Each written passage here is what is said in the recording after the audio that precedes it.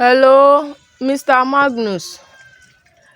Na me dey talk now, na me dey talk.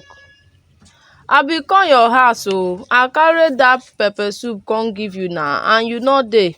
All those kind special delicious pepper soup na and you no come dey. Where you go? I fit come back later. Okay.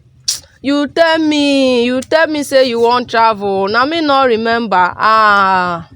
And dis pepper soup dis time around e be sweet well well madam, you sef passenger no dey enter dis your keke do I wan comot. No worry, you know say na afternoon like dis before you see passenger e dey hard. No worry, no exercise patience small. If I wait for 2 comot.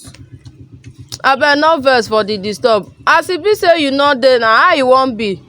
Dey still dey order for online na Facebook, Twitter, Instagram, TikTok, WhatsApp, anyone. I go fit send am for. If na your WhatsApp number, I hold your WhatsApp number. You just forward my money for you. I go transfer am. You no understand? The pepper soup too make sense e too make sense. You go like am, no worry, you go like am. You don forget say I be professional pepper soup. I say this lady the girl don send me this pepper soup see as e be. I go really enjoy this pepper soup na wow. As I don hold this spoon so I go use am chop am well. The thing go sweet see as e fine. This girl really sabi cook pepper soup nah man.